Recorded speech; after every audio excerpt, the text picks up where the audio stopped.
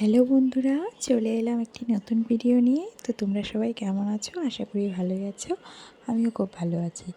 তো আজকে যাচ্ছিলাম দিদিভাইয়ের বাড়িতে। ওর বাড়িতে আজকে বালক সেবা ছিল। বালক সেবা বলতে ও শ্রাবণ মাস থেকে ১৬ সোমবার করেছিল। ১৬ সোমবার করার পর আজকে ১৭ দিন, মানে ১৭ নম্বর সোমবার। আর ও আজকে বালক সেবা দিয়ে ওর যে ব্রতটা করেছিল সেই ব্রতটা ভাঙলো। তো আমাদেরকেও সেই অনুযায়ী নিমন্ত্রণ করেছিল। আমি, মা আর মাম্মাম, মানে আমার মেয়ে, আমরা চলে গিয়েছিলাম দুপুর দিকে।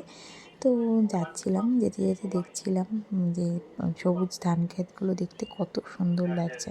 আসলে কি বলো তো, আমরা গ্রামে থাকি ঠিকই, কিন্তু বলতে পারো মানে 50% গ্রাম আর 50% শহর। তো সব সময় তো আর গাছপালা তেমনভাবে দেখা হয় না।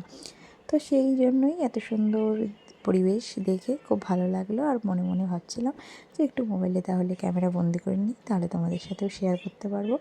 আর বাড়ি থেকে নিয়ে গিয়েছিলাম বকফুল, আমাদের গাছে বকফুল হয়েছে। তো ও বলেছিল যে বকফুলটা নিয়ে আসিস, তো সে কথা মতন বকফুল নিয়ে যাই আর মাগুলোকে বেছে দেয়, তারপর আমি বকফুলের বড়া করি।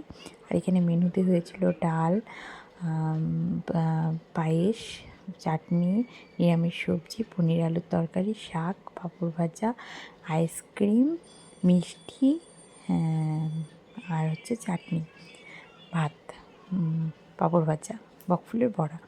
তো দিদিভাই এখানে যে খাবার দিচ্ছিল, তো এখানে 3টা বালক লাগে। তো আরেকটা বালক ওর আজকে স্কুলে হচ্ছে গিয়ে ফর্ম দেবে, তো ফর্ম নিতে চলে গিয়েছিল। তো সেজন্য গোপালকে বসিয়ে 3টা বালক মানে মিল করে এখানে দিয়েছে। বালক বলতে কি 10 বছরের নিচে বালকদের দিতে হয়। তো আমার মেয়েও ওখানে গিয়ে বসে পড়েছে, যেহেতু আমার মেয়ের বয়সটাও কম আর ও বাচ্চা মানুষ, ও তো আর এত কিছু বোঝে না, তো বসে পড়েছে।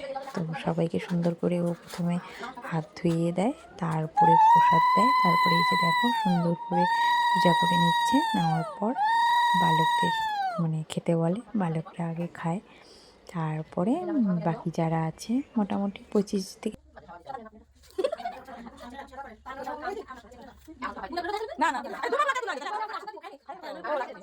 তারপর বালকরা সেবা করার পর আমরা সবাই মিলে প্রসাদ খেয়েছিলাম।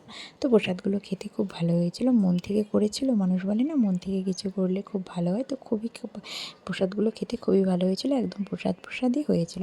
তো আজকের জন্য এই ভিডিওটা এখানে শেষ করছি। বাই।